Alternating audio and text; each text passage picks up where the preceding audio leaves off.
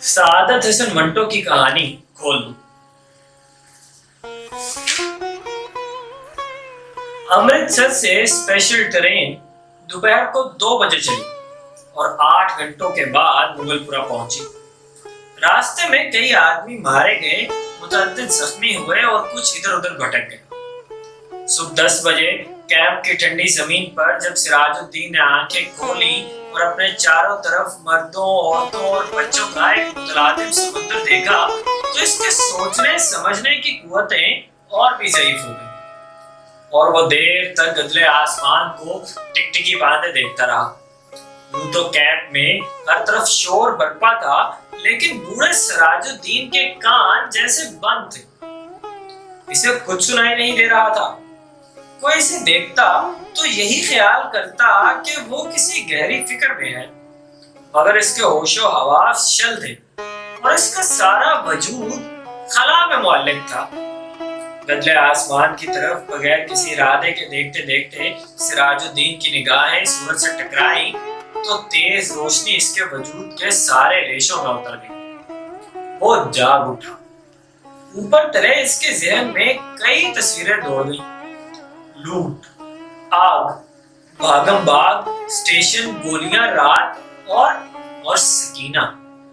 सिराजुद्दीन एकदम खड़ा हो गया और फिर इसने पागलों की तरह अपने चारों तरफ फैले हुए इंसानों के समंदर को खंगालना शुरू किया। पूरे 3 घंटे वो सकीना सकीना पुकारता कैंप की ख्वाब छानता रहा, मगर इसे अपनी जवान इकलौती बेटी का कोई पता न चला। चारों तरफ एक धांधली सी मची हुई थी। कोई अपना बच्चा ढूंढ रहा था, कोई माँ, कोई बीवी और कोई बेटी। सिराजुद्दीन थक हार कर एक तरफ बैठ गया और अपने हाफजे पर जोर देकर सोचने लगा कि सकीना इससे कब और कहां जुदा हुई। लेकिन सोचते सोचते इसका ध्यान सकीना की माँ की लाश पर चढ़ गया, जिसकी सारी अंतड़ियां बाहर निकली हुई थी। वो इससे आगे कुछ और ना सोच सका। सकीना की माँ मर चुकी थी।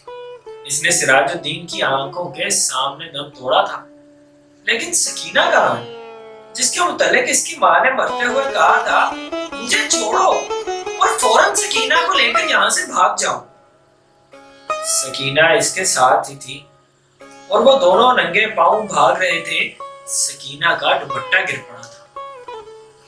दुपट्टा उठाने के लिए उसने रुकना चाहा था और सकीना ने चिल्लाकर कहा था, अब्बा जी छोड़िए, लेकिन इसने दुपट्टा उठा लिया था। ये ध्यान आते ही इसने अपने कोट की उभरी हुई जेब की तरफ देखा और जेब में हाथ डालकर दुपट्टा निकाला। सकीना का वही दुपट्टा। लेकिन सकीना कहाँ है? सिराजुद्दीन ने अपने थके हुए जहन पर बहुत जोर डाला, मगर वो किसी नतीजे तक ना पहुंच सका। क्या वो सकीना को अपने साथ स्टेशन तक ले आया था?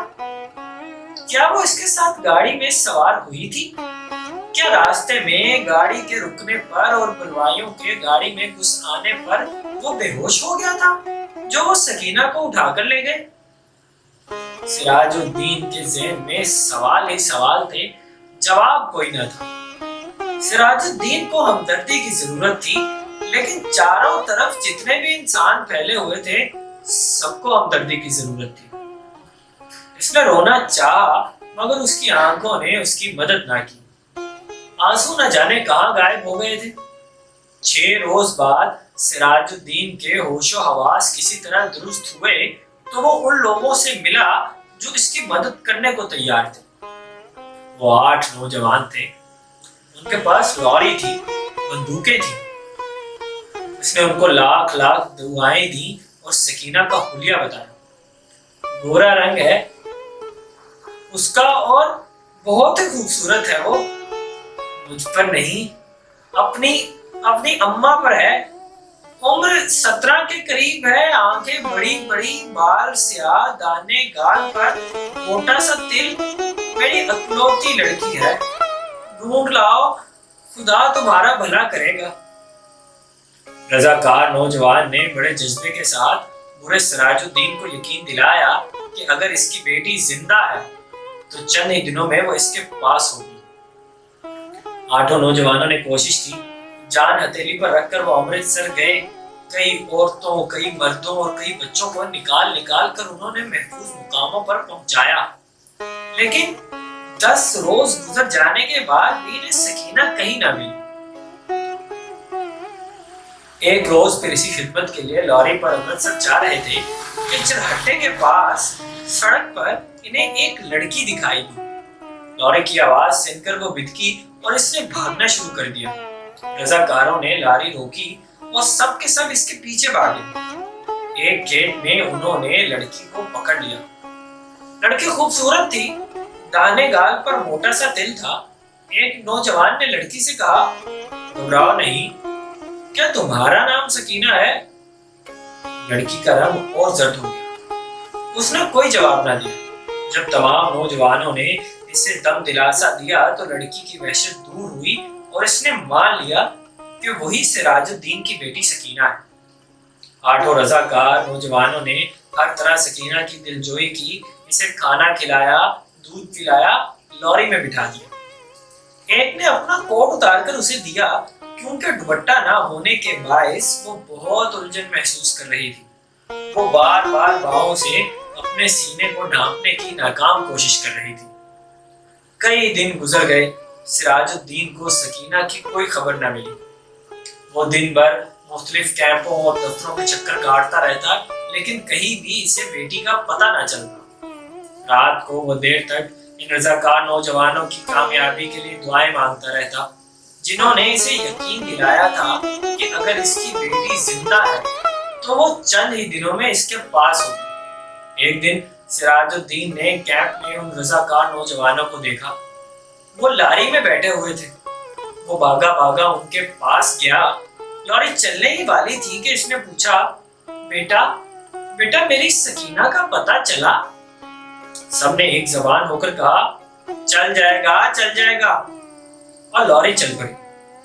इसने एक बार फिर उन नौजवानों की कामयाबी की दुआ मांगी और यूं इसका जी किस कदर हल्का सा हो गया। उसी शाम कैंप में जहां सिराजुद्दीन बैठा हुआ था, इसके पास ही कुछ गड़बड़ सी हुई। 4 आदमी कुछ उठाकर ला रहे थे। इसने दरियाफ्त किया तो इसे मालूम हुआ कि एक लड़की रेलवे लाइन के पास बेहोश पड़ी थी।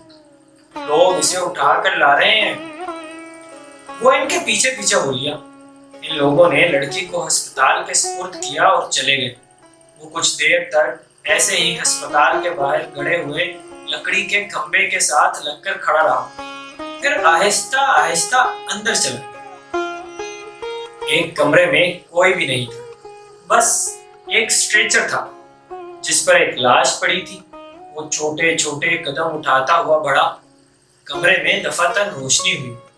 उसने लाश के जर्द चेहरे पर चमकता हुआ तिल देखा और चिल्लाया, सकीना! डॉक्टर ने, जिसने कमरे में रोशनी की थी, इससे पूछा, क्या है? इसके हल्क से सिर्फ इतना निकल सका, जी मैं इसका बाप हूं। डॉक्टर ने स्ट्रेचर पर पड़ी हुई लाश की तरफ देखा, फिर लाश की नब्ज टटोली और इससे कहा, खिड़की खोल दो। मोहता जिस्म में जुम्बिश हुई। बेजान हाथों ने हजारबंद खोला और शलवार नीचे सरका दी। पूरा सिराजुद्दीन खुशी से चिल्लाया, जिंदा है, मेरी बेटी जिंदा है। डॉक्टर सर से पैर तक पसीने में गर्क हो गया।